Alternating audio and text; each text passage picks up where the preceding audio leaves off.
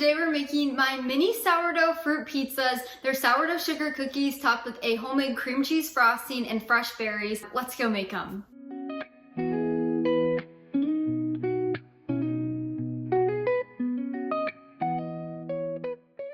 This recipe is so much fun and it's dear to my heart. In my teenage years, I started asking my mom for fruit pizzas for my birthday, so she would always make those for me and I love them so much and I still do to this day. So that is why we are making these. They're on the blog, they've been on there for a few years, but I was excited to bring them here to YouTube and show you how to make them. You can find my full written recipe linked down in the description below. Just click that link, it'll take you over to the blog where you can print and save it at any time. Now let's get started making these. To start making the cookies, you'll need a large mixing bowl and we'll add 6 tablespoons of softened butter to the bowl. I like to use a salted grass-fed butter.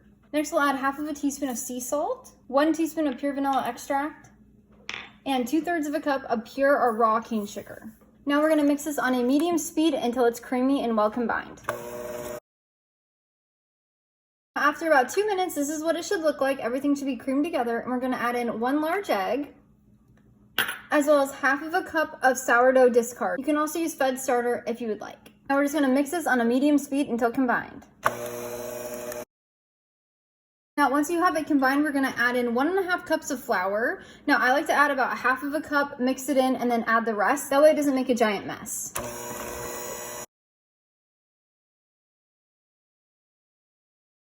Now, once you have the cookie dough mixed up, you're gonna place a lid, saran wrap, or a cover on your bowl, and you're gonna place it in the fridge for 2 hours up to 24 hours, or you can pop it in your freezer for about 15 minutes before we roll it out. Do not skip this step. You wanna make sure it's cold so it's not so sticky. If you'd like it to cold ferment, make sure it's in the fridge for at least 12 to 24 hours so the sourdough cultures can ferment all the other ingredients. I'm gonna pop this in the freezer for about 15 minutes and then I'll meet you back here. While you're waiting for your cookies to chill, preheat your oven to 350 degrees Fahrenheit and line a baking sheet pan with parchment paper. Now once your cookie dough has chilled, you're gonna want to lightly flour your workspace. And we're just gonna get this out. Now your cookie dough should be a little bit sticky still. It's not going to be like 100% not sticky after we chill it. It's just making it a lot easier to work with. So what I like to do now, I like to just take the cookie dough and roll it in this flour, and it helps make sure it's not gonna stick to everything. Okay, once you have your cookie dough coated in flour and it's not sticky anymore, you're gonna grab a rolling pin, make sure you coat that in flour, and then we're just gonna roll this out until it's about 1/2 inch thick. And then if it's sticking on the bottom, grab a little extra flour. One trick that I've found is you don't want to push down really hard when rolling out your cookie dough, or else it will make it stick a little bit easier. But once your cookie dough rolled out to about 1/2 inch thick, just make sure it's not sticking on the bottom. And then you're going to want to grab a large round cookie cutter. So I have a biscuit cutter that's about 3 inches wide. You could also use a wide mouth mason jar or a regular size mason jar, completely up to you. And then we're just going to cut out as many cookies as we can. Now after you've cut them out, just place them on your sheet pan that we've already lined with parchment paper. Now once you've cut out as many as you can, just grab your dough and we're going to combine it together. Grab a little flour if needed. And then we're just going to roll this out again to about 1/2 inch thick.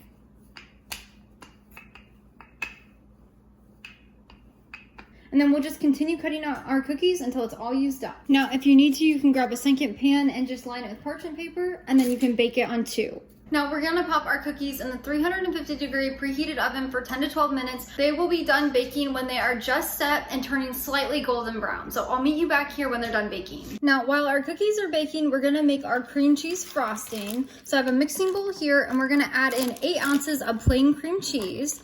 I always like to try to find a brand that doesn't have a lot of additives or gums in it. Next we'll add in 1.5 tablespoons of raw honey. This gives it the best flavor and the perfect level of sweetness. And finally, 1 teaspoon of milk. I like to just use regular whole milk, but you can use any. And you wanna make sure your cream cheese is softened. I forgot to mention that. And then we're just gonna take our beaters, and I like to break this up a little bit before I get going.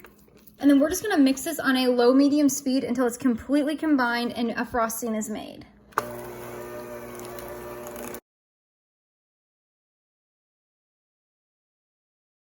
And when we're done, we're just gonna set this aside in the fridge until our cookies are done and cooled.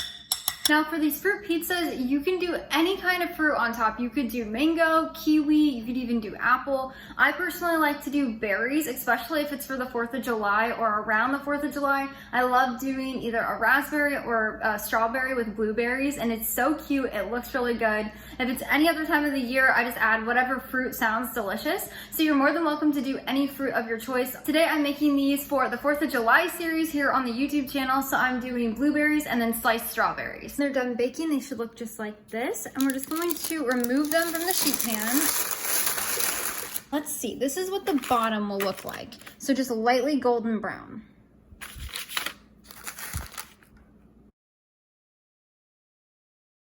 Now, once our cookies are cooled, we're gonna grab our frosting that we made. We're just going to spread a layer on top. You can do as much or as little as you want. And you're just gonna repeat that with all of these. But before we do that, then we're gonna grab some berries. I'm using blueberries and strawberries. We're just gonna add those on in no particular order. Then we're gonna grab our strawberry slices. Just gonna add those on. And then we're just gonna do that for all of our cookies. And that's how you make my mini sourdough cookie fruit pizzas. Now, let's give it a quick try. Oh, they look so good.